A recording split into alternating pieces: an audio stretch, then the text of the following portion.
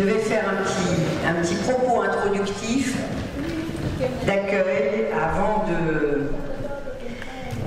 que nous n'assistions tous religieusement. Et puis professeur, je vais surtout vous je pense que c'est votre place. Voilà, je me m'assois. Quelques instants, car vous n'êtes pas venu pour écouter la mère, mais pour écouter le professeur Moreau. Donc, nous attendons le recteur qui va arriver, je pense, dans un quart d'heure, 20 minutes. Monsieur le recteur va nous rejoindre. Donc, chers amis, l'auditoire qui va un peu s'étouffer est un auditoire prestigieux. Je ne peux pas saluer tout le monde, mais je voudrais notamment saluer évidemment la présence aux côtés du professeur Moreau, prix Nobel de physique de l'année dernière, de Jean-François Clairvoy, astronaute que nous connaissons tous, du physicien Antoine Kouchner, de l'écrivain Serge Brimley. Je crois qu'il y a Antoine Baird également, et puis il y a mon vieux copain Gérard Schmelzer qui va nous rejoindre, mais Gérard est toujours en retard, c'est une particularité, je peux me permettre de le dire parce que je l'aime beaucoup. Alors je ne vous apprends rien, je suis évidemment très honorée et puis très émue de vous accueillir, cher professeur, et pas uniquement parce qu'il y a un lien singulier et multiséculaire entre ce haut de la montagne Sainte-Geneviève, les savoirs, la culture et puis plus particulièrement les sciences. Ce lien singulier, d'ailleurs, il s'incarne, vous le savez tous, à travers de nombreux établissements prestigieux, de Normal Sup à l'ESPCI, en passant par Sorbonne, Université, l'IHP, l'Institut Curie, enfin, etc. Moi, j'ai compté territorialement, je peux le dire, parce que j'y suis évidemment rigoureusement pour rien, il y a quand même 7 Nobel qui ont travaillé dans notre arrondissement. C'est tout à fait exceptionnel. On a un médaillé Fields qui est en train de laisser un peu le domaine de la science pour faire un gros saut dans l'inconnu. Mon ami Cédric Villani n'en déduisait rien dans ces périodes un peu délicates. Et ce lien organique, il se donne à voir notamment lors d'une manifestation que moi j'aime beaucoup, qui est la fête de la science, qui aura lieu du 5 octobre au 13 octobre. Et grâce à Paola Antolini, dont je salue la présence amicale au premier rang, Paola, elle s'intéresse à tout. Évidemment aux sciences, mais aussi à l'histoire, mais aussi à l'art, mais aussi à la culture, mais aussi au patrimoine. Et c'est grâce à elle que l'on a le bonheur et l'honneur de vous accueillir aujourd'hui avec un parterre amical prestigieux. Et dans cette fête de la science, il va y avoir un fil rouge. Ce fil rouge autour de raconter la science, imaginer l'avenir. Eh bien, il y a un fil rouge qui est de Léonard à la Lune. Parce que c'est le 50e anniversaire du premier pas sur la Lune, et puis c'est le 500e anniversaire de la naissance ou de la disparition, je ne sais plus, de la disparition de Léonard de Vinci. Et alors moi, je suis venue parce que ça me rappelle 2 souvenirs très personnels. Il y en a un, c'est quand j'étais toute petite, ma première grande émotion devant un poste de télévision en noir et blanc, c'était Armstrong et son premier pas sur la Lune, et ça me donne toujours la chair de poule quand je nous vois en randonnion, mes grands-parents, mes parents, mes 2 sœurs, regardant ce petit pas pour un homme et ce grand pas pour l'humanité. Et puis, Léonard de Vinci, ça a été le premier livre broché en cuir que mes parents m'ont offert, mes parents qui étaient exploitants agricoles m'ont offert dans une merveilleuse édition. Et ce bouquin, il disait, voilà, à la Renaissance, autour de Léonard de Vinci, et j'arrive tout de suite au professeur, l'amour de la science dévorait intensément les artistes et les philosophes du temps de Léonard. Et il y avait un groupe d'hommes, on disait un groupe d'hommes, la loi sur la parité n'était pas encore passée par là, et les grandes femmes ne risquaient pas de rentrer au Panthéon qui n'était pas encore construite.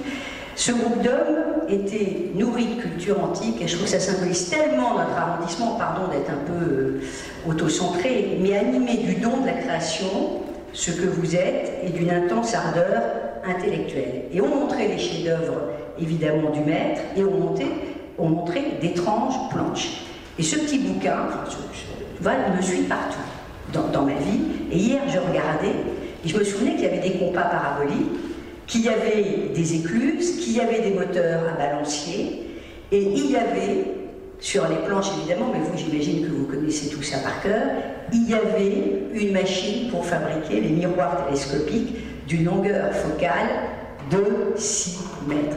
À l'époque, si j'avais su qu'un jour j'aurais la chance de côtoyer un immense prix Nobel spécialiste de la lumière extrême, je pense que je ne savais même pas à l'époque ce qu'était la lumière extrême. Alors, merci à Paola, merci à vous de nous faire l'honneur de votre présence, parce que vous inscrivez dans cette longue épopée, très longue épopée de découverte de révolution, votre passion pour la lumière extrême qui connecte le laser et la physique des hautes énergies, si j'ai bien compris, hein, parce que moi je suis littéraire, donc vous me corrigerez.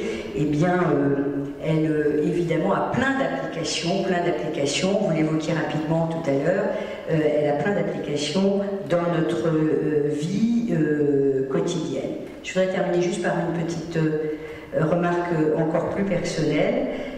Pour imaginer l'avenir, il nous faut évidemment préserver les conditions qui rendent possible cet avenir.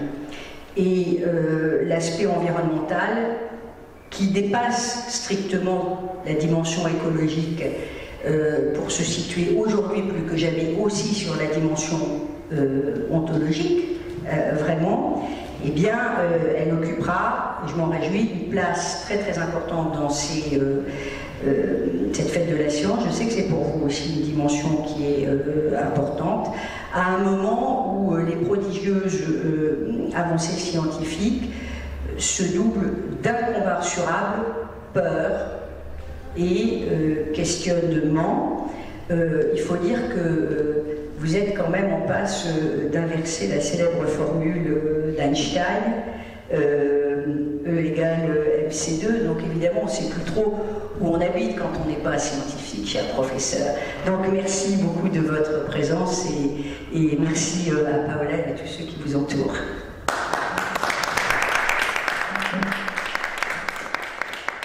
Merci Madame la maire, je suis très honoré aussi d'être ici, devant cette audience de qualité, et je dois dire que effectivement, actuellement la science doit nous aider à vraiment jouer un grand rôle.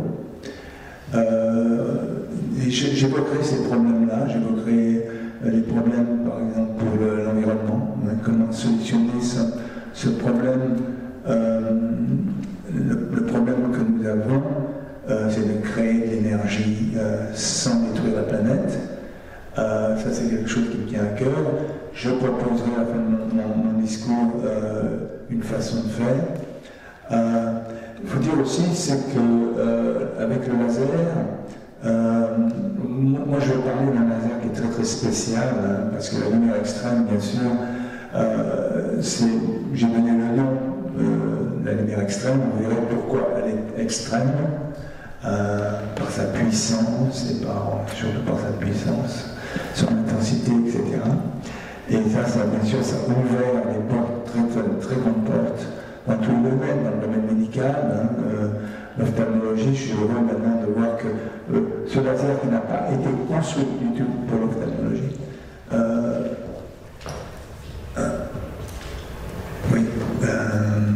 donc a des applications tellement importantes. Et puis ensuite, pour des applications pour l'environnement, le médical, etc. Donc j'essaierai de raconter tout ça. Voilà.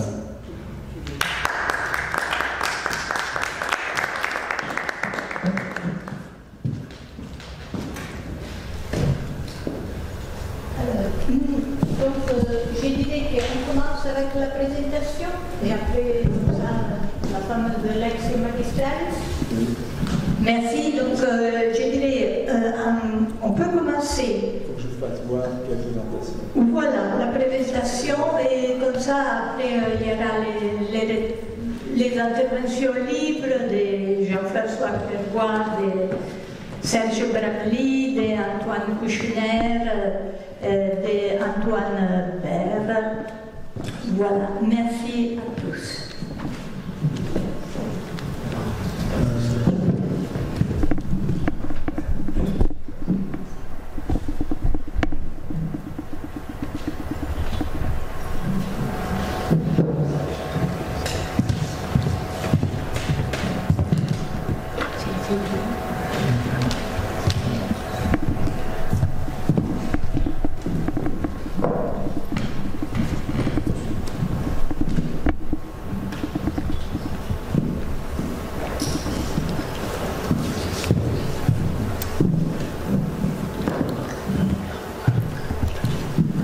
Voilà, la relation, l'amitié avec le professeur Mourou remonte à 2010, année dans laquelle il a célébré les 50 ans du laser avec 1001 activités de lumière.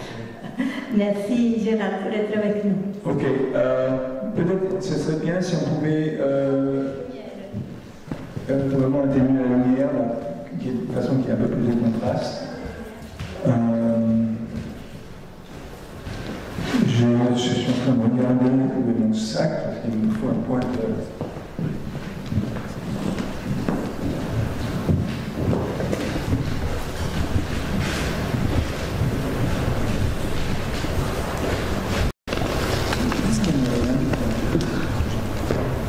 Daniel, vous avez un pointeur?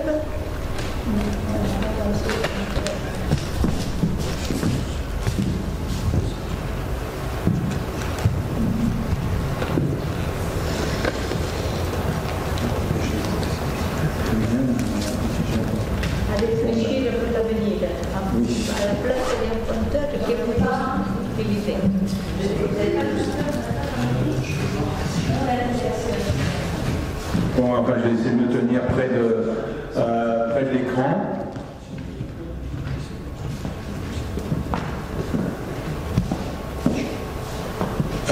Voilà, donc je vais commencer. Bon, je vais parler de la lumière, la lumière extrême. Vous verrez que c'est une lumière où il y a, qui produit des puissances, basées sur des puissances vraiment très élevées, hein, parce qu'on parle de pétawatts, des choses comme ça, et des pressions extrêmement élevées aussi, qui nous permettent d'avoir des températures excessivement élevées, enfin, et aussi des accélérations énormes, les plus importantes qu'on puisse produire finalement. Donc ça, c'est l'application bien sûr pour la relativité générale, j'en parlerai un petit peu peut-être. Et après aussi, il y a des applications sur des applications sur l'environnement, à laquelle je tiens beaucoup. Voilà. Alors, bien sûr,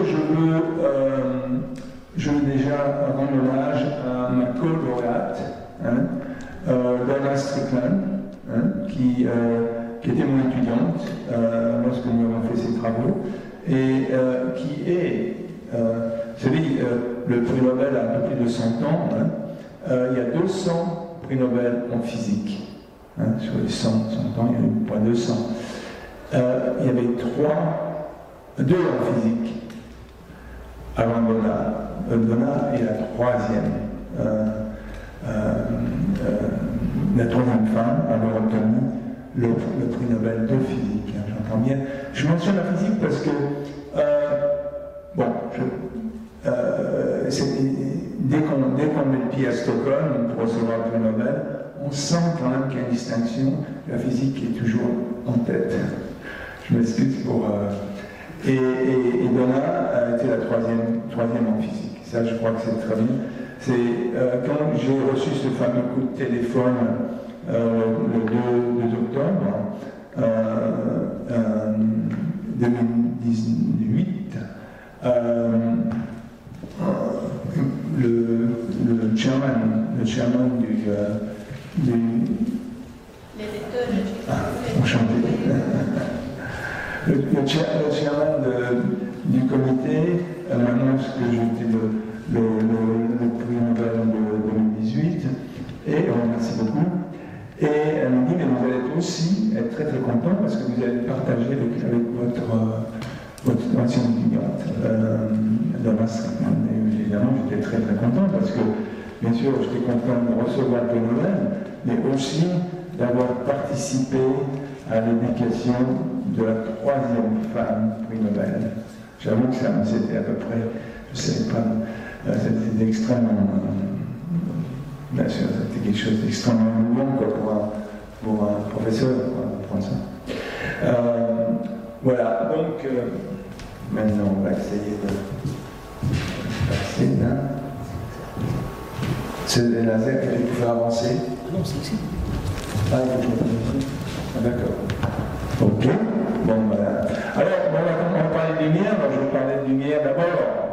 La lumière incohérente, hein, c'est la lumière qui nous entoure. Et ici, oui, ici on voit donc sur une ampoule électrique. Hein, cette ampoule électrique, bien sûr, émet de la lumière. Et encore une fois, c'est de la lumière incohérente. Et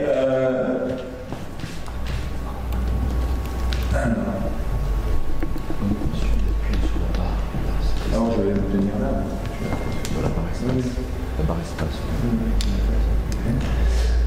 Oui, vous avez vu une ampoule électrique et maintenant voici un laser. Hein. Alors le laser peut être un rayonnement continu, hein, je pense qu'on a tous vu, mais aussi il peut aussi être pulsé. Hein. Et c'est là où parce que nous on va se servir énormément de ce type de laser.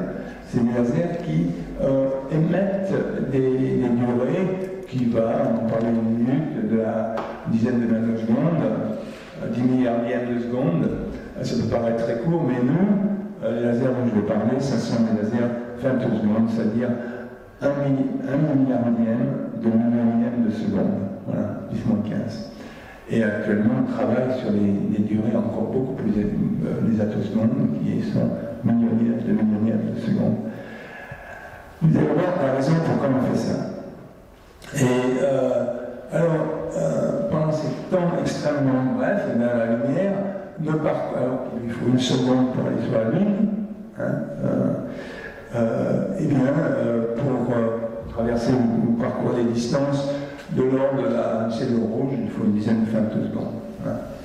Donc c'est ces temps extrêmement brefs qu'on va produire et qui vont être utilisés pour les applications.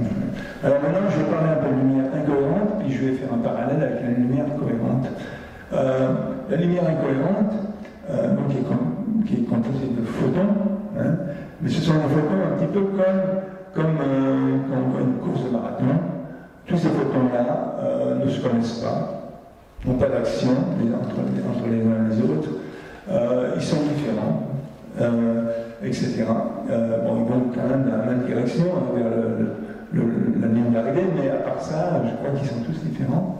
Alors que la lumière cohérente, elle est composée de photons, comme cette foule de coureurs, mais ce sont des photons qui sont extrêmement ordonnés. Et comme par exemple une armée de soldats en marche, tous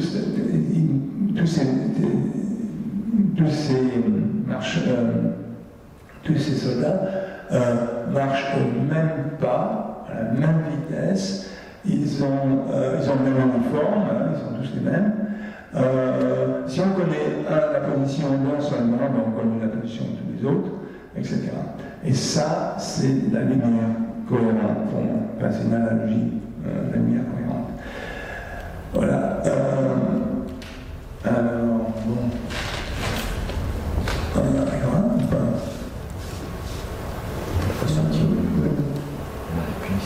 Voilà. Alors, la personne qui a disons, rendu la lumière cohérente, et bien, ça s'est passé il y a bientôt 60 ans. Hein, et c'est Ted Naiman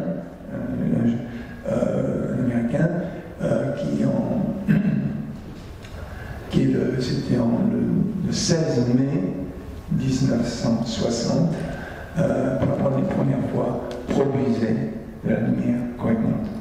Okay. La lumière incohérente, bien sûr, existait depuis 14 milliards d'années, hein, mais la lumière cohérente n'existait pas, bien sûr, et est produite pour la première fois dans le laboratoire de Tengelmann.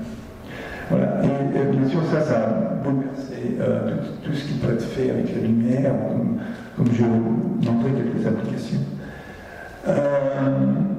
Alors, voilà. Donc, il y a une chose extraordinaire avec la lumière, et surtout, c'est qu'on peut l'utiliser, par exemple, pour ralentir les choses, les atomes.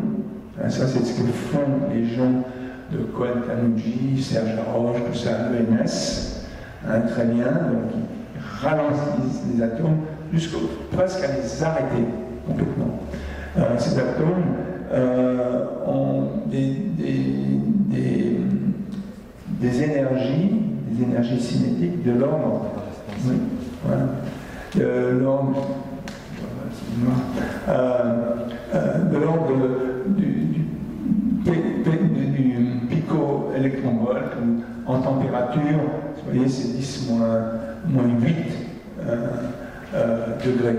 Donc, c'est des températures qui sont excessivement basses. Et ce qui est extraordinaire, c'est qu'on peut utiliser la même lumière, et maintenant, on peut faire l'inverse de les arrêter. Hein. On peut les accélérer jusqu'à la température, jusqu'à la vitesse limite, hein, bien sûr, c'est la vitesse de la lumière. Voilà. Et ça, c'est toujours en utilisant les mêmes photons, finalement. On peut accélérer maintenant des particules jusqu'à des très proches de la vitesse de la lumière, puisqu'on peut atteindre des gels, etc. Enfin, voilà. Donc, c'est extraordinaire, ce qu'on peut faire avec la lumière. Je vous montre les deux cas, ces deux situations où la lumière est utilisée pour ralentir les atomes, et bien pour les accélérer. Et si on regarde l'énergie, il y a à peu près 20 ordres de grandeur, avec des photons de 1 électronvolt, on peut couvrir 20 ordres de grandeur. Et bien sûr, c'est ça qui permet d'immense versatilité du laser et toutes ses applications. Voilà. Bien. Personnellement, donc, je ne suis pas responsable de la colonne de gauche, hein, ça c'est les gens justement du commandement supérieur, etc., qui ont beaucoup œuvré là-dedans. Mais là où je suis responsable, c'est la colonne de droite, c'est-à-dire maintenant la possibilité d'accélérer des particules jusqu'à la limite de la vitesse de la lumière. Voilà, donc je vais vous parler de ça. Alors, il faut voir qu'avec la lumière, maintenant, et c'est pour la raison pour laquelle j'ai eu le prix Nobel, c'est qu'on peut produire des puissances extrêmes. La raison pour laquelle on peut produire des puissances extrêmes, c'est qu'on peut produire des joules en du temps excessivement bref. Donc, comme la puissance égale l'énergie divisée par le temps, on peut produire cette énergie, disons, du joule, hein, qui est une toute petite quantité d'énergie, hein, parce que pour votre déjeuner, vous avez eu 1 million de joules. Hein, vous avez absorbé 1 million de joules.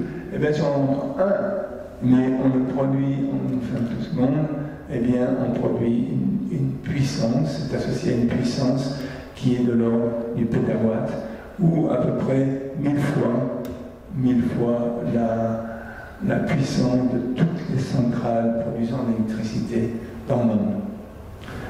Mais bien sûr, on fait ça pendant un temps très bref, d'une femtoseconde. Maintenant, cette puissance qui est absolument gigantesque, puisque c'est de la lumière, on peut la focaliser.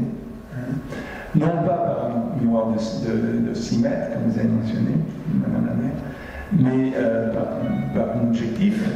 On peut focaliser sur des dimensions extrêmement faibles et et donc produire des pressions qui sont absolument gigantesques, de l'ordre par exemple j'ai l'impression de l'ordre de 10 millions de tours Eiffel sur votre doigt. C'est le genre de type de pression que vous ressentiriez si vous êtes capable de faire l'expérience.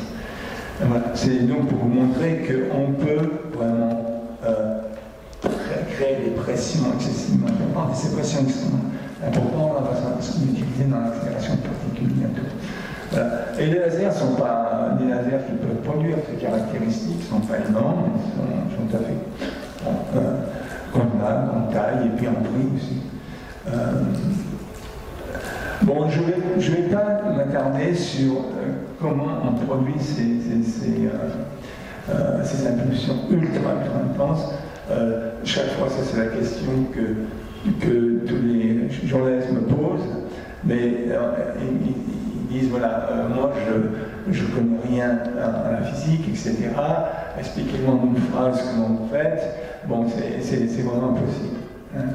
Mais je veux dire, pour les gens qui veulent vraiment comprendre, je pense qu'après peut-être la conférence, etc., on peut en parler. Donc, cette technique, on appelle Channel Pulse Amplification, CPA, c'est maintenant la technique qui permet d'amplifier les impulsions ultra-brèves, les impulsions qui font 10-15, etc., pour produire des puissances colossales.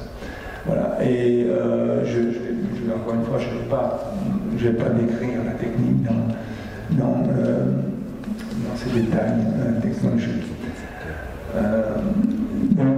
Encore une fois, vous allez voir que la lumière, maintenant, cette lumière excessivement puissante, peut avoir des variétés d'applications énormes parce qu'elles peuvent produire les puissances les plus colossales, les températures les plus élevées, les pressions les plus élevées, les accélérations les plus élevées, qui sont comparables aux accélérations de trous noirs, quelque chose comme ça.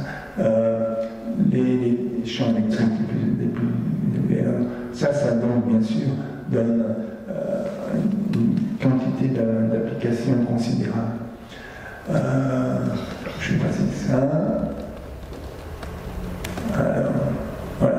Alors, il y a une chose qui est très très importante, c'est qu'avec ces lasers ultra lumière extrême, eh bien, le laser maintenant change de domaine.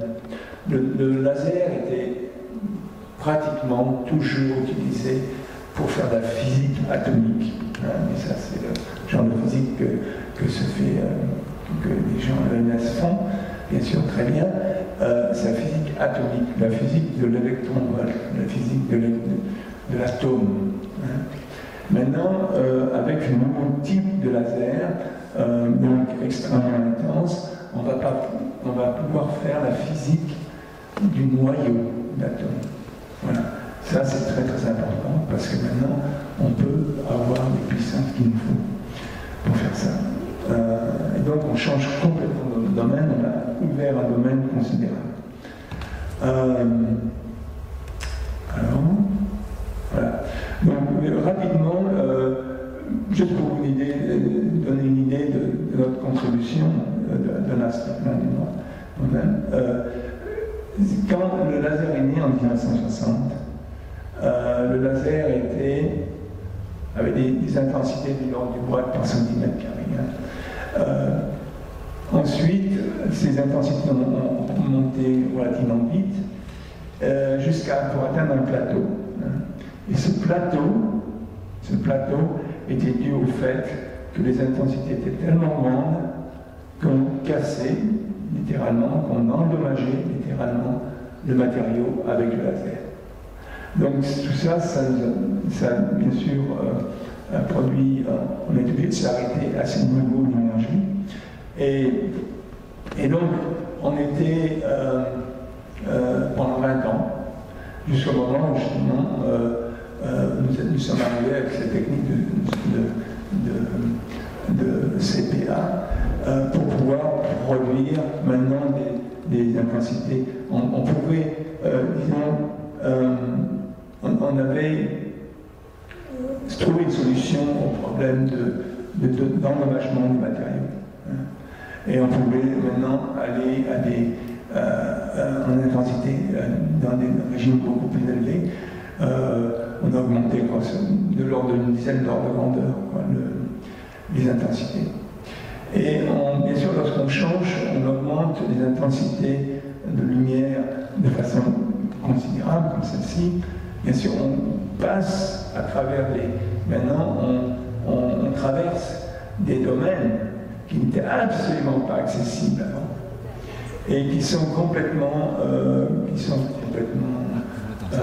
vraiment nouveaux et qui nous permettent maintenant de faire vraiment des choses absolument nouvelles. Alors, pour commencer, vous voyez, bon, il y a la barre en violet, mais je reviendrai. Après, ça c'est le bandeau en violet, c'est simplement pour les applications un peu, disons, terrestres, genre micro-machining, des choses comme ça, ou eye surgery aussi.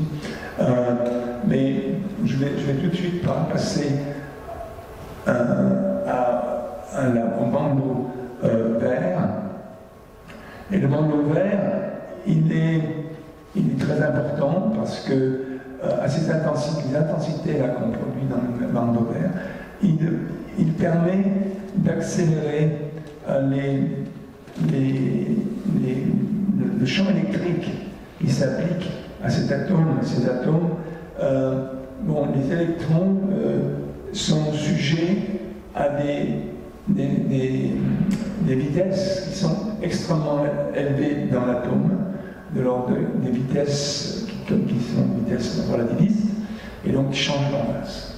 Donc bien sûr ça change complètement l'optique, ce qu'on appelle l'optique relativiste, parce que l'optique qui est basée justement sur le fait que les électrons maintenant ont la vitesse de la lumière. Et donc il y a une très très grande application que je vous montrerai, c'est l'accélération des particules, qui est très importante bien sûr pour les physiciens. Au-delà, il y a un bandeau, le bandeau jaune, qui est le bandeau maintenant où on accélère les protons à des vitesses qui sont maintenant relativistes aussi. Vous allez voir, il y a des belles applications, bien sûr, dans le médical, etc. Et après, lorsqu'on arrive à la fin du bandeau jaune, il se passe une chose, c'est que maintenant, on va faire bouillir le vide. On va détruire le vide, on va le casser.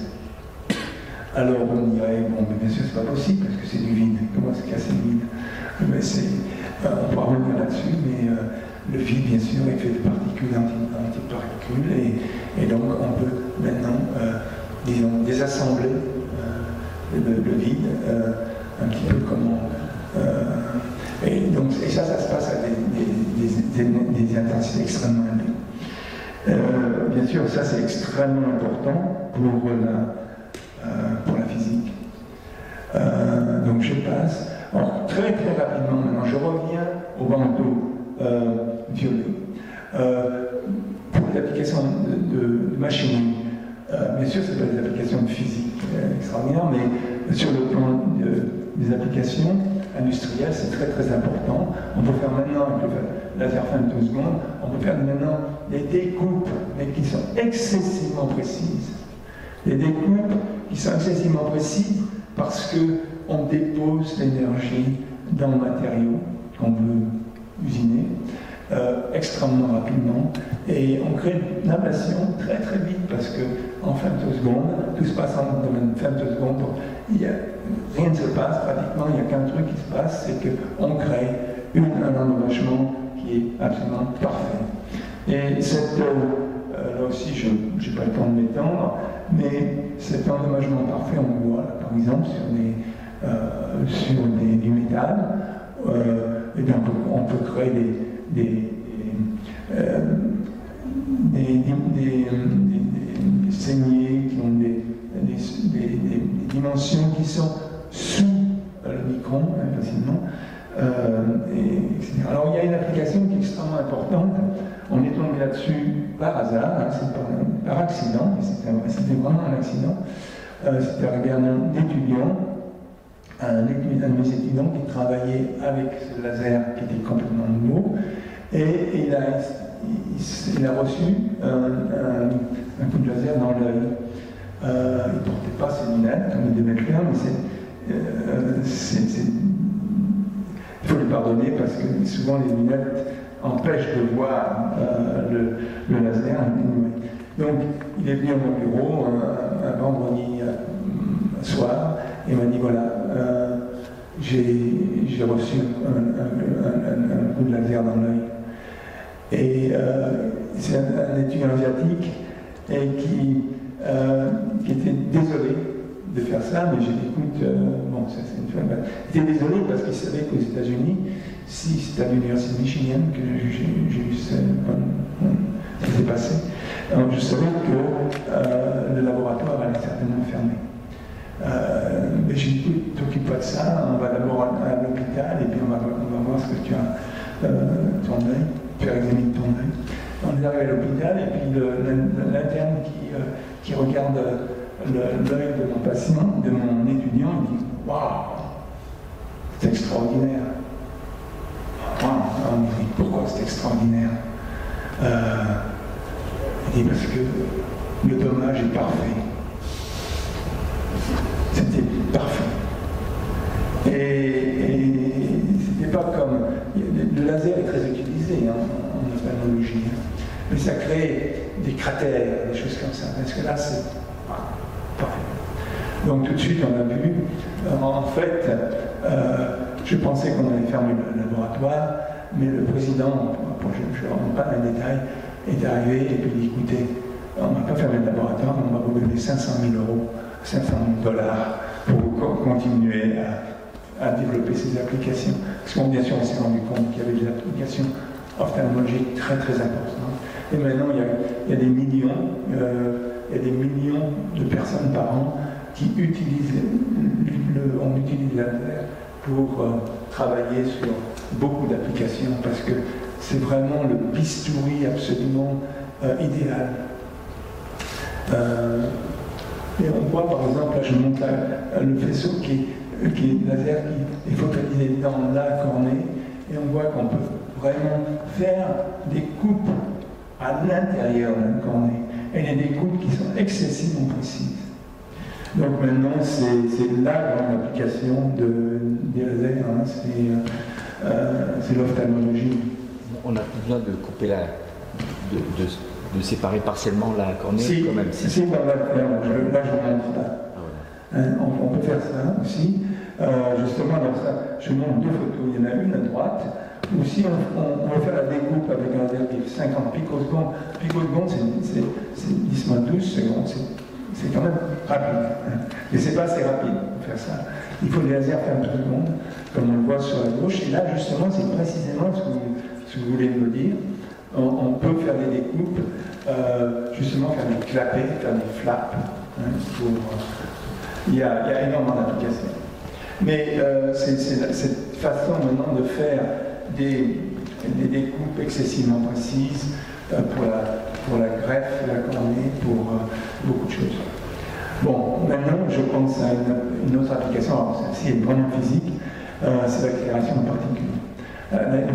L'accélération de particules est très très importante, énormément d'applications, mais souvent ça nécessite des accélérateurs de très très grande taille, si on veut aller très loin en énergie.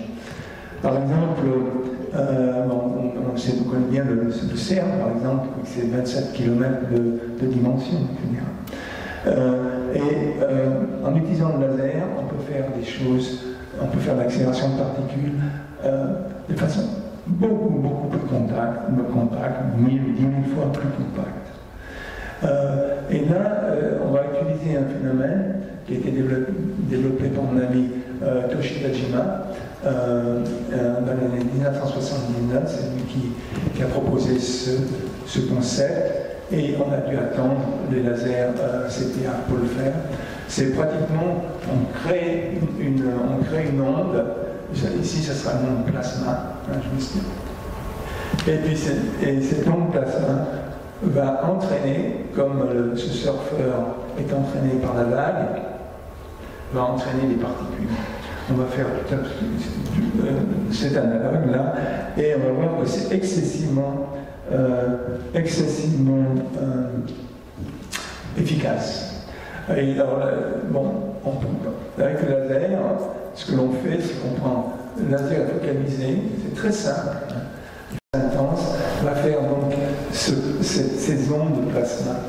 Et dans ces ondes de plasma, il va y avoir des électrons qui vont disons, être frappés quoi, dans le plasma et va être entraîné et va sur des distances va atteindre des vitesses relativistes très très rapidement et va acquérir des énergies de l'ordre du gel par centimètre. Hein.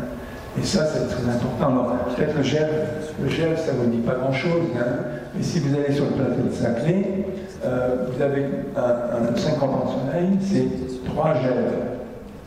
Hein. Mais il ne fait pas le centimètre. Hein. Bien sûr, 20 km. Et donc, c'est quelque chose de. Ces lasers à impulsion intense, donc, ont cette possibilité de réduire la taille des accélérateurs de façon considérable. Là, par exemple, je vous montre l'anneau du CERN, qui fait 27 km, hein, pour accélérer les particules jusqu'au TeV. Et c'est bien sûr sur cet anneau-là qu'on a démontré le Higgs. Hein. Bon, ça fait 27 km bien sûr, c'est extrêmement grand, extrêmement coûteux, extrêmement, etc. Ouais, maintenant, tout petit, je crois, le tube dans lequel il circule. Ah non, c'est quand même. Oui, le faisceau lui-même, il n'est pas. Le faisceau. Mais il faut bien sûr ces qualités radiofréquences qui sont là pour accélérer les particules. Ça, c'est pas tout petit. Oui, le truc, c'est bien.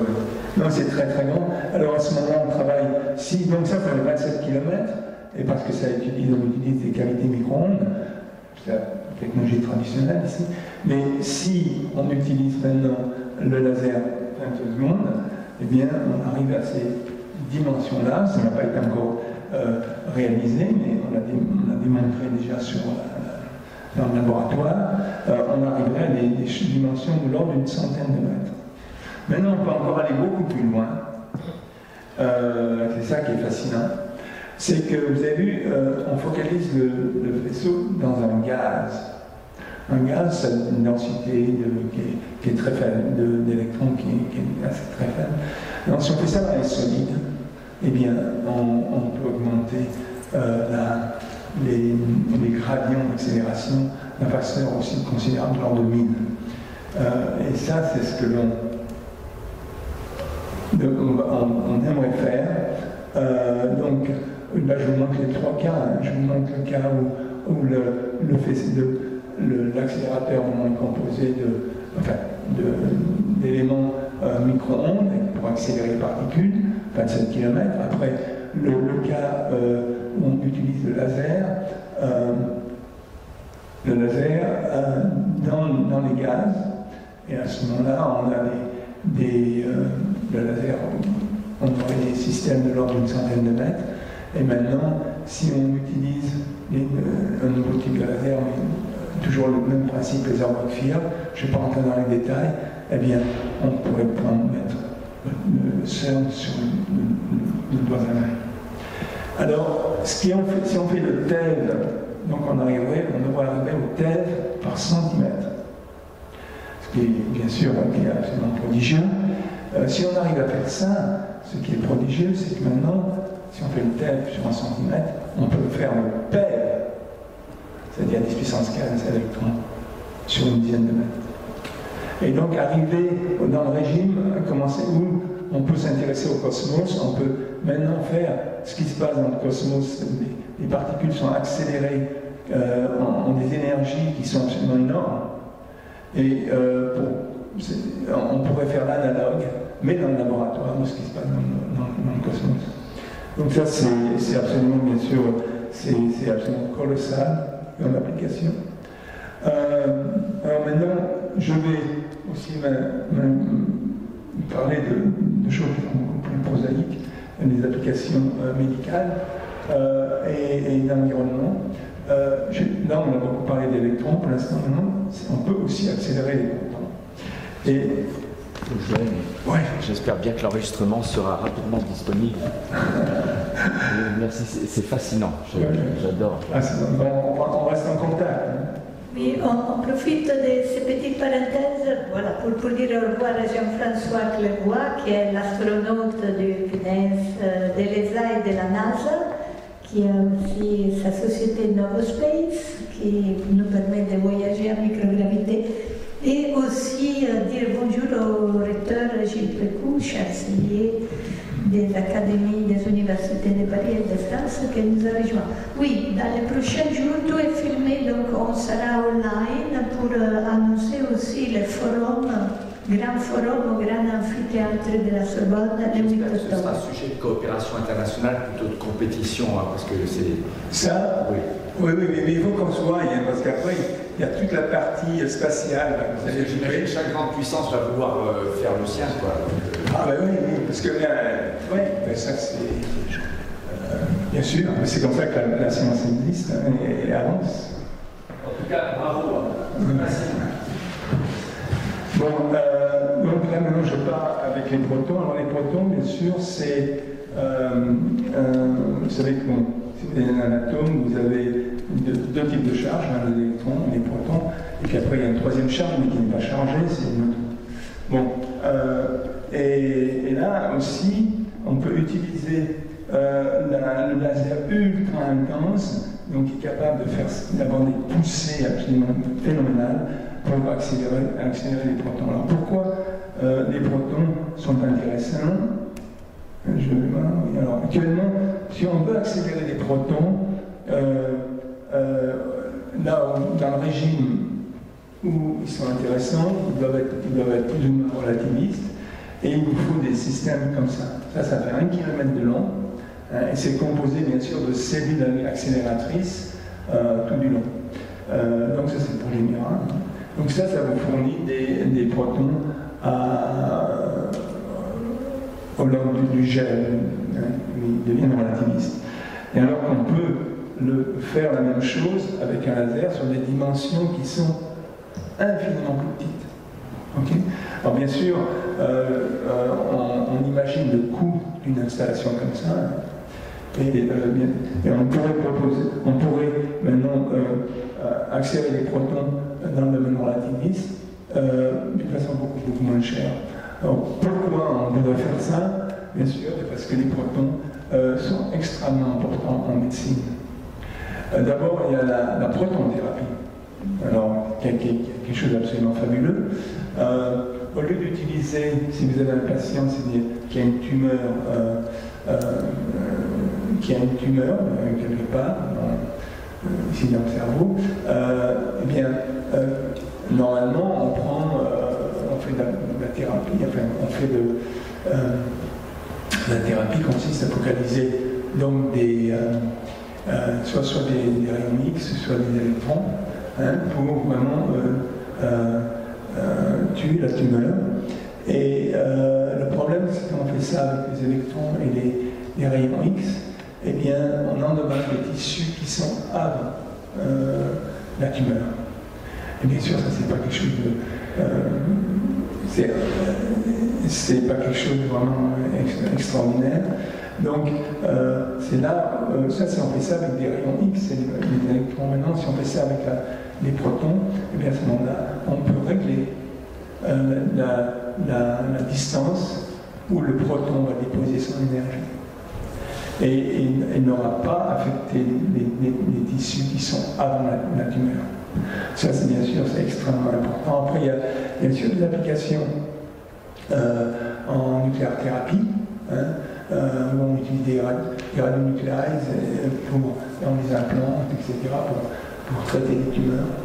Dans le cas aussi de nucléaire diagnostics, il y a énormément de radioisotopes qui doivent être créés, etc. Et ces radioisotopes souvent sont créés dans des réacteurs qui sont loin loin, très loin de l'hôpital, etc. Donc si on pouvait créer sur place tous ces éléments, ces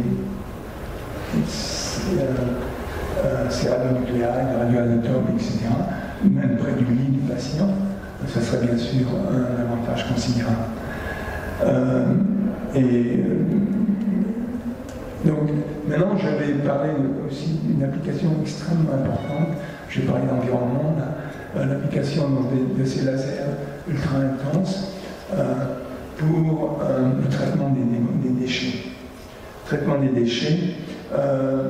Bon, vous savez qu'actuellement, nous avons un problème formidable en face de nous, c'est d'essayer de créer de l'énergie sans produire de CO2. Et il y a actuellement, on sait que c'est extrêmement difficile, et je pense que la seule façon de faire ça, c'est en utilisant le nucléaire. Dans le nucléaire, bien sûr, il y a un gros problème, c'est que si on fait ça avec le nucléaire, donc on produit ces déchets radioactifs qui sont avec nous pendant très longtemps. Mais alors, puisqu'on sait maintenant, avec le laser, produire des particules comme les neutrons, et on va essayer de le faire de façon qui est peu coûteuse, etc. Donc si on a un neutron, et on peut disons, transmuter la vie de ces déchets. Alors là, actuellement, lorsqu'on crée l'énergie dans un réacteur, bien on produit des éléments qui sont extrêmement radioactifs, mais qui sont à longue vie. Alors, il y en a 3 essentiellement, ou 4. Le neptunium, le curium, l'américien. Eh bien, l'idée c'est de prendre des neutrons qu'on peut produire avec le laser, et ensuite ces neutrons vont fissionner ces éléments. On peut utiliser donc des éléments qui ont une étendue de l'ordre de millions d'années. Si on les fissionne, on va avoir des produits donc de la fission. Il y a 2 ou 3 produits de la fission. Dans le cas de neptunium ici, il pourrait y avoir le molybdène, et qui ont des temps de vie maintenant de 11 minutes, ou de 21 heures. Donc des durées qui sont absolument beaucoup plus faibles que l'élément d'origine. Et ça, bien sûr, c'est quelque chose de captivant. Alors, ça ne se passe pas toujours aussi bien sûr, mais disons, on peut réduire le temps de vie des déchets d'une façon considérable. Donc ça, je pense que c'est une très belle application, et que actuellement, je vais consacrer, je crois, le temps qui me reste à vivre pour essayer de la démontrer. Alors après, il y a d'autres applications. C'est dommage que notre astronaute soit parti, mais autrement, il y a une autre application aussi, c'est les débris débris spatiaux. On sait que actuellement dans l'espace, depuis 1957, on a lancé le premier Sputnik, on a peuplé l'espace de millions de débris. Ces débris se baladent à la vitesse 10 fois la vitesse des balles les plus rapides, et donc il faudrait essayer de s'en débarrasser. Et actuellement, on a lancé dans l'espace de l'ordre de l'équivalent de 4 tours Eiffel. Okay. Et il y a la moitié d'une tour Eiffel qui consiste en débris actuellement qui baladent autour de la Terre. Alors, en faisant ce laser CP1, ils sont surtout pour faire de la physique de haute intensité, etc., ont aussi la propriété de pouvoir être employés pour détruire ou déorbiter ces débris. L'idée, ça serait vraiment d'intégrer, et on considère ça actuellement, d'intégrer donc tous ces d'intégrer le laser dans le satellite, dans un satellite, comme la station spatiale, choses comme ça. Et ensuite on détecte des débris, et quand le débris est détecté, eh bien on donne un coup laser, et ce coup laser donc, va sur le débris, et ensuite crée une ablation, et cette ablation se traduit par et produit un effet fusée qui va déplacer, qui va déorbiter le débris, et donc le débris va se perdre dans l'atmosphère et va être absorbé par l'atmosphère ou brûlé par l'atmosphère. Donc ça c'est une grande application aussi de ces lasers. Donc j'arrive à la conclusion et là je mets en exergue le motto de Nobel qui lui il veut que son prix soit utilisé pour développer des applications qui vont bénéficier du mankind. Et donc là, je crois qu'avec le laser ultra-intense, il y a énormément d'applications, donc bien sûr qui résultent du fait qu'on peut produire des champs électriques extrêmement élevés, des accélérations extrêmement élevées. Je n'ai pas le temps d'en parler d'applications là, mais il y en a une très belle. Largesse de température, les pressions les plus importantes. Donc vraiment, je pense que ce type de laser peut offrir d'énormes opportunités pour l'humanité. Alors, je vais dire une chose, parce que souvent on me pose la question, comment ça se passe au prix Nobel. Je vais dire quelques mots en disant qu'actuellement, il reste encore beaucoup de choses à faire, je crois que le meilleur n'est pas encore arrivé. Mais voilà, donc j'ai quelques slides, trois slides sur le prix Nobel. On reçoit le prix Nobel, bien sûr, c'est quelque chose d'extrêmement glamorous et très impressionnant. Et voilà, je reçois les mains du roi. Et ensuite, il y a, à la suite de ça, il y a un banquet qui est absolument énorme, de 1500 personnes, etc. Et donc là, dans ce banquet,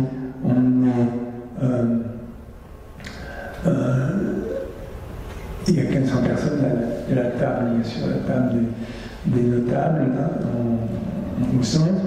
Et alors, là, c'est Donna Strickland, mon ancienne étudiante, à côté du roi, hein, parce que c'est d'abord la physique est première en tête, et puis c'est une dame, donc c'est normal qu'elle soit à la droite du roi. Moi, je suis à côté de la reine, et puis à côté de la princesse Sophia. Enfin, c'est quelque chose de très très impressionnant, très glamorous. Mais la chose la plus impressionnante, c'est pas ça. La chose impressionnante, c'est la dernière chose qu'on fait. La remise du prix Nobel, finalement, ça dure à peu près un week-end, une semaine. C'est la dernière chose qu'on fait, c'est qu'on est appelé à la Fondation Nobel, et là, on règle tous les problèmes administratifs, etc. Et on va s'asseoir dans un bureau, rien de spectaculaire, et puis là on nous amène des cahiers, enfin un cahier où il y a un cahier qui vraiment ressemble à tout à fait ordinaire, hein. Et là il y a toute la signature de tous les prix Nobel, et donc on doit mettre signé dans ce cahier. Et là, je suis content avec ma femme, Marcel, avec qui nous avons démarré il y a 52 ans. C'était quand même un immense bonheur et aussi très impressionnant d'être arrivé à ce niveau-là. Parce que je dois le dire, le prix Nobel, c'est aussi un travail d'équipe. Voilà. Donc je vais m'arrêter là. Merci beaucoup.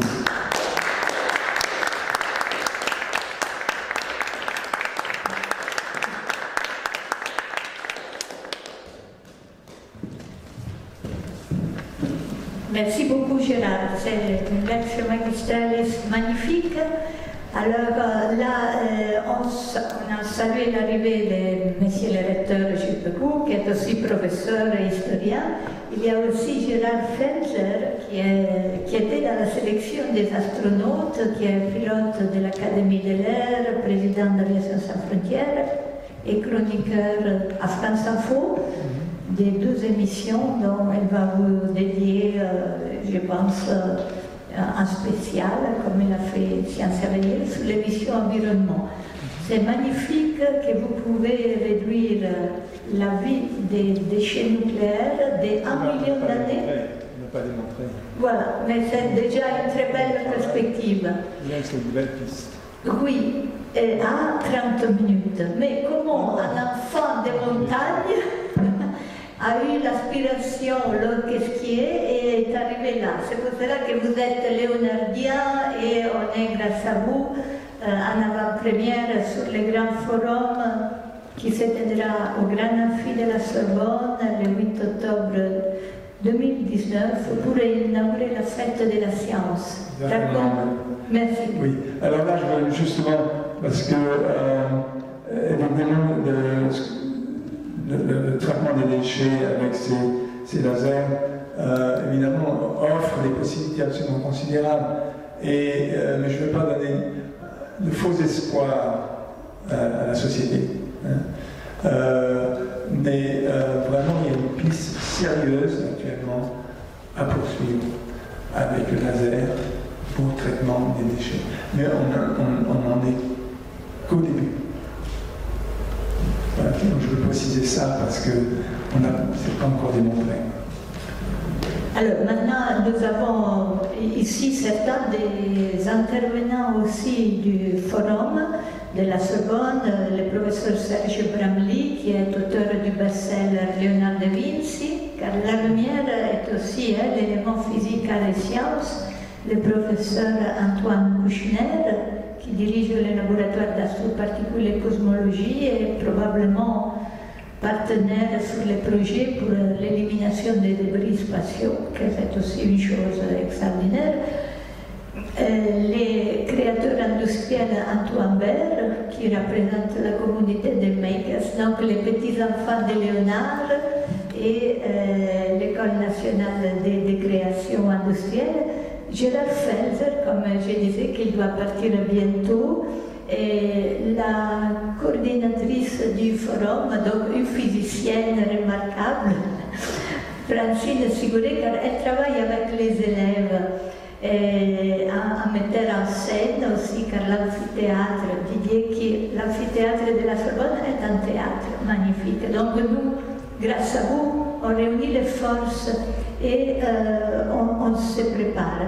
Donc s'il y a quelques questions spécifiques, en sachant que nous on sera en dialogue et que cette leçon sera sur le site de la Société astronomique de France, fondée par Camille Flammarion en 1687, dont le vidéaste Laurent Doge est présent et on va diffuser à partir de, espérons, demain après-midi.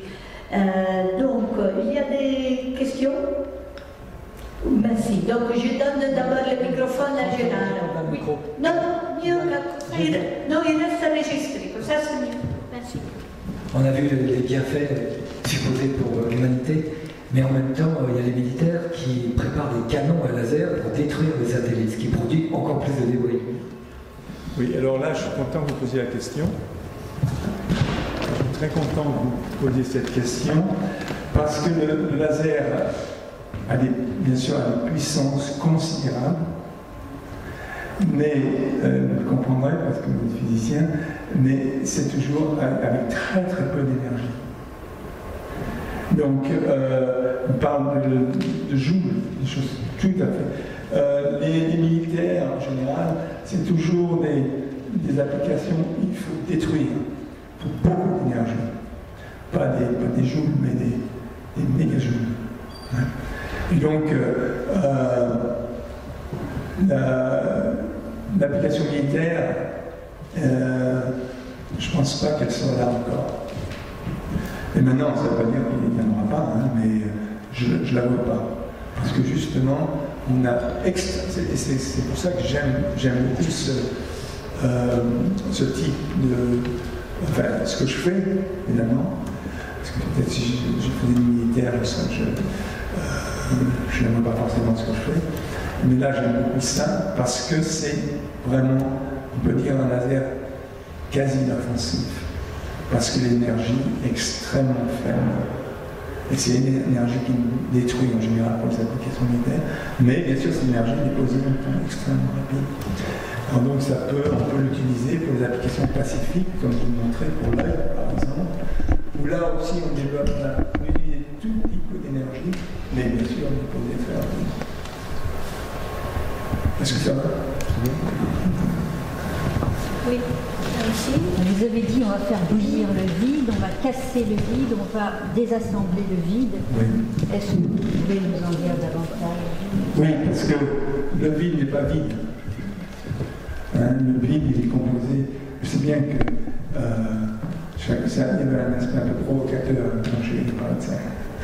Mais le vide est composé bien sûr de particules et d'antiparticules.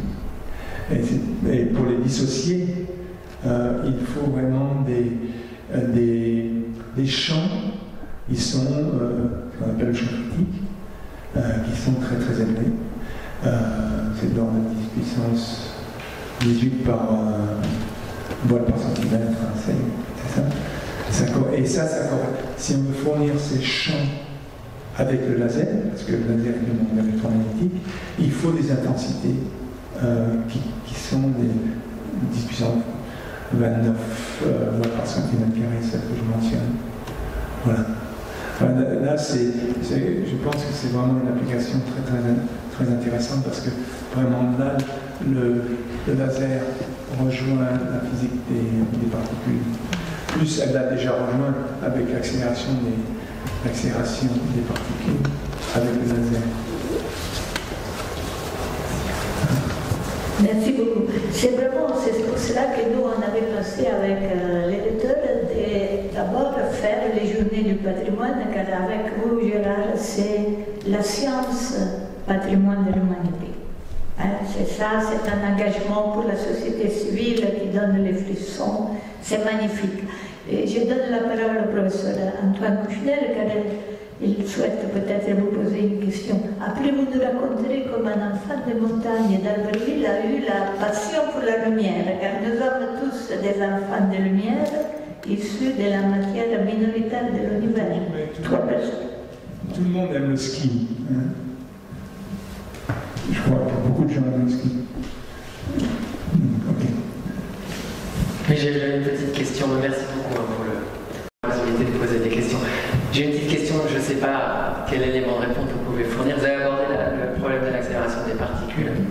Donc je vois qu'il y a des applications, j'imagine qu'il y a du travail qui est fait avec le CERN pour pouvoir le faire et atteindre des grandes énergies, donc sur des tailles plus petites.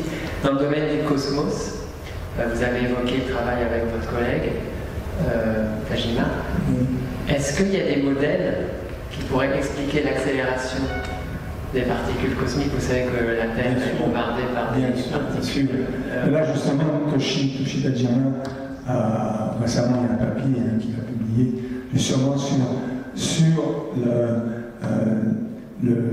l'accélération de particules, qui n'est plus l'accélération par Fermi, qui normalement c'est ce qui concernerait, mais qui est une accélération qui en fait est tout à fait analogue au Wakefield. L'accélération, ce serait l'accélération par Wakefield. C'est ça, mais est-ce qu'on arrive à descendre à des durées transitoires aussi faibles que celles que vous évoquez? Est-ce que c'est nécessaire?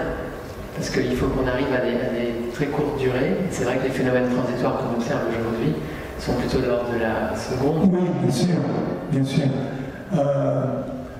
Mais bon, les particules qu'ils composent peuvent avoir été créées dans des domaines. Non, enfin, vous avez raison. Nous, bien sûr, on peut essayer de mettre le cosmos sur la table ou dans le laboratoire. Donc, et c'est la façon de faire ça, bien sûr, parce que, bien sûr, il faut faire ça avec les éléments qu'on a.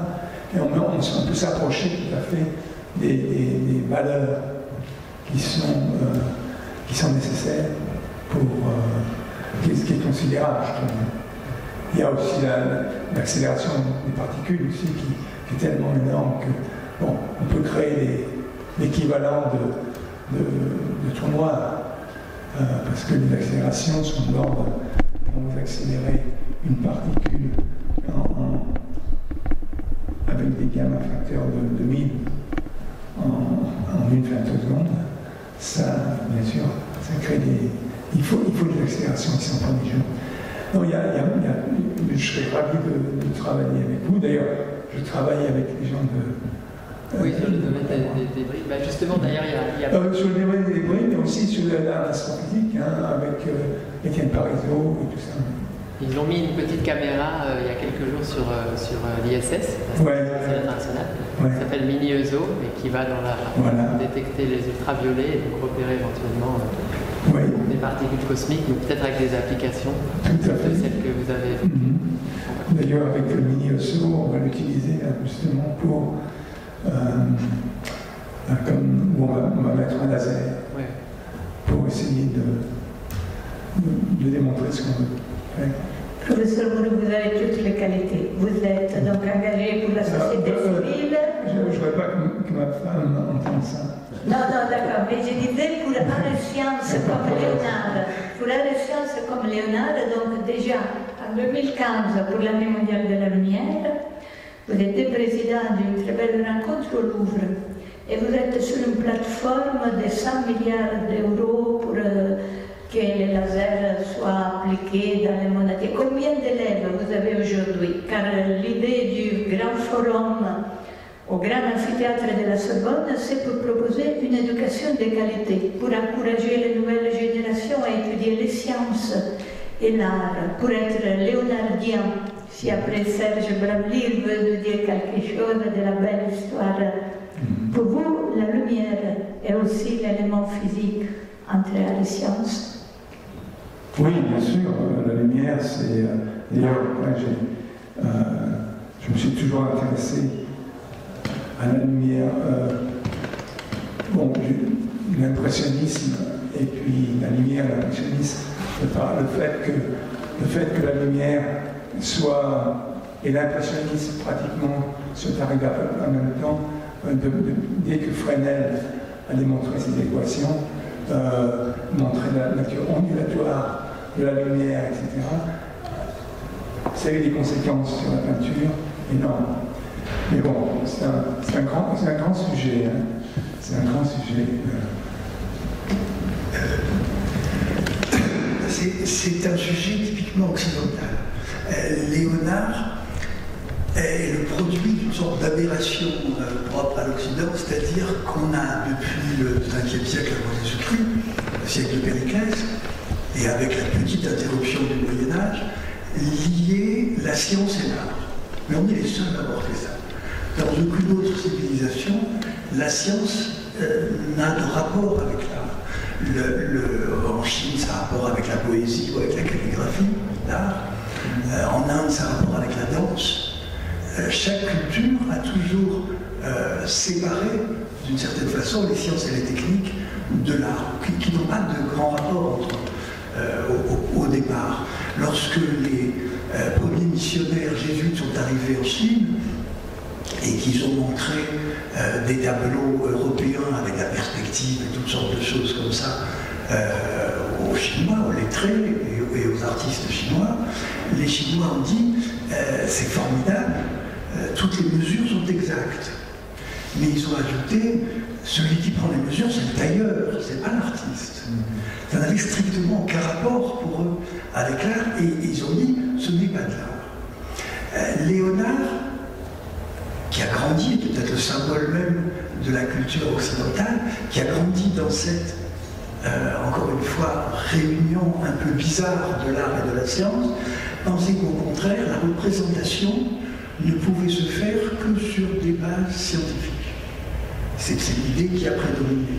C'est-à-dire que depuis la Grèce antique, on a l'idée d'un réalisme illusionniste, en peinture par exemple, faire de la 3D sur une surface qui n'en a que deux.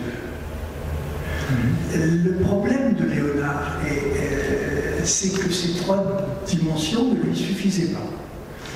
Il disait la peinture devrait être comme un miroir, c'est-à-dire être capable de représenter toutes les choses qui se présentent devant elle.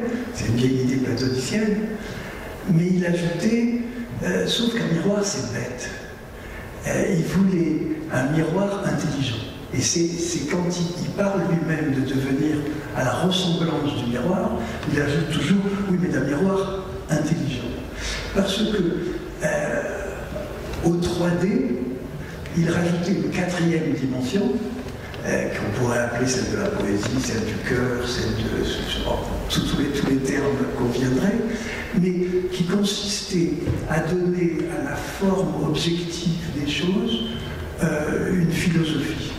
Alors, le sourire, par exemple, qui est un des symboles de Léonard, a cette fonction, c'est-à-dire qu'un portrait n'a pas besoin de sourire, aucun portrait n'a jamais souri. Vous ne trouverez pas d'exemple ni de roi, ni de sang, ni de quoi que ce soit qui sourit dans l'art.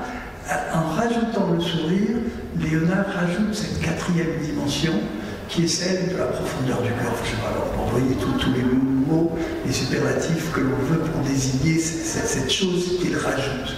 Et qui le rapproche d'ailleurs beaucoup plus des autres cultures. On s'étonne au Louvre de voir des files d'attente interminables de touristes pour la Joconde, pas pour le reste. Et regarde Poussin, en général, les touristes étrangers ne comprennent pas grand-chose à Poussin, qui leur paraît très ennuyeux. Il y a beaucoup de merveilles. Il se dirige généralement, pas simplement à cause de sa célébrité, vers la Joconde, parce que la Joconde a ce côté universel, cette quatrième dimension qu'il a ajoutée, qui est celle d'un message quasiment philosophique qu'il a vu dans la nature. Alors, Léonard, c'est un modèle aujourd'hui. Il n'aurait strictement rien compris à votre exposé qui l'aurait fasciné, comme il nous a tous fascinés. Il aurait essayé naturellement d'en connaître un peu plus, mais c'est très très loin de son époque. Mais en revanche, Léonard est toujours présent comme un modèle de l'humanité d'allier ces deux choses, de ne pas considérer que l'art est un domaine fermé, que la science est un domaine fermé, la poésie également, mais qu'on peut réunir tout ça parce que, comme vous le disiez, pour le plus grand bénéfice de l'humanité, c'est quelque chose de très important. Merci beaucoup. Là, si on pense à la peinture, par exemple, comme j'ai mentionné, j'étais toujours frappé par le fait que Fresnel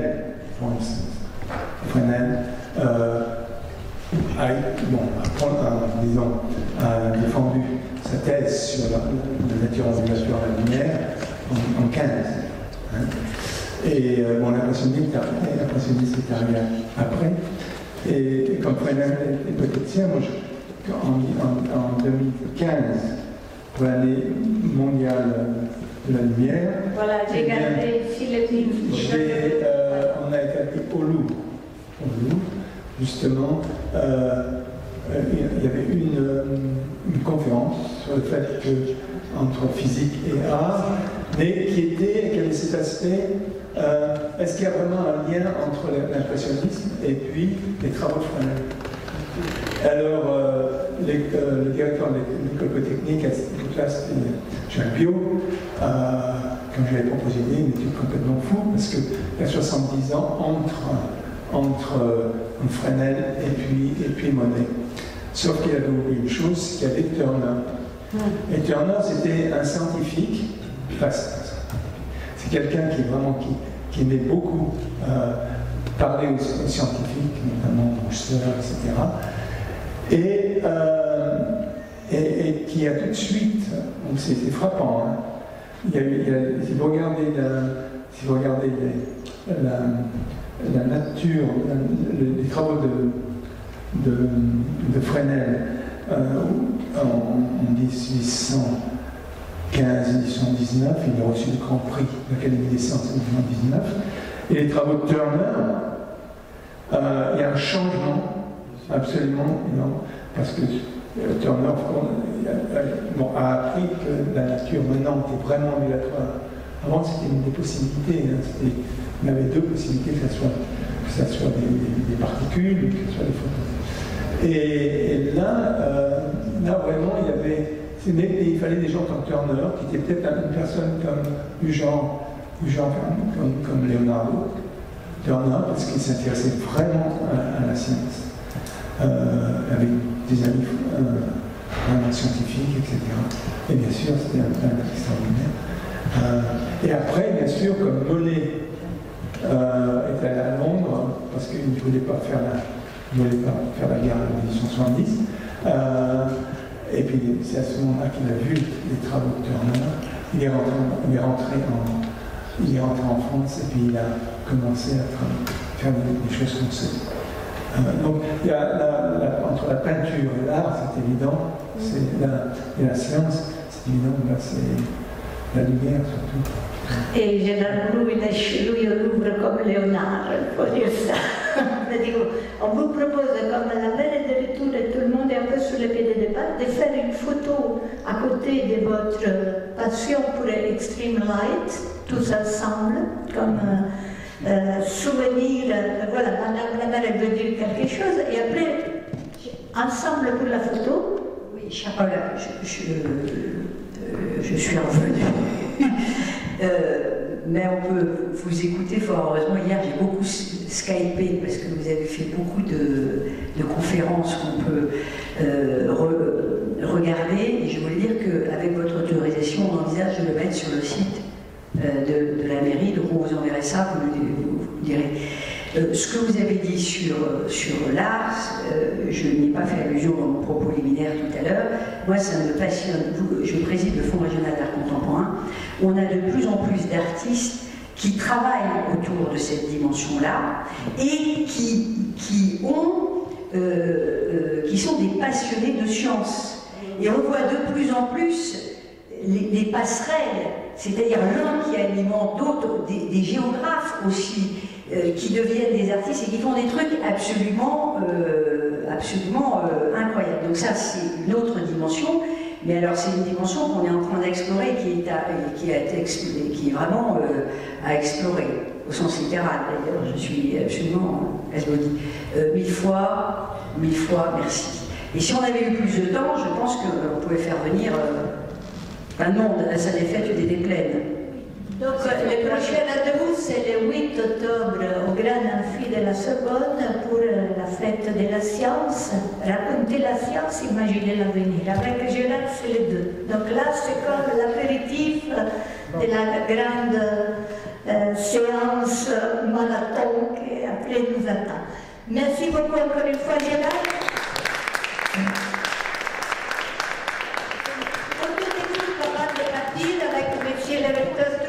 La photo de groupe, car c'est mémorable d'être avec Gérard Mourou, Gérard Felzer, Serge Brandi, Antoine Baird, Antoine Kouchner, Marie-Christine,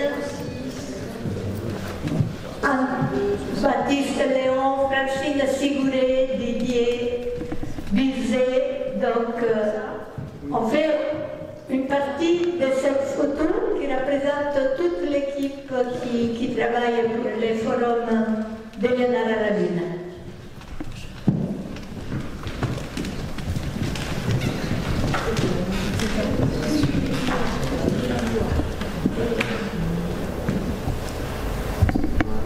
Il y a de la place pour tout le monde. On se met comme des choses de compte, je sais que voilà. Regardez-moi tout. C'est parfait. Merci. Merci beaucoup.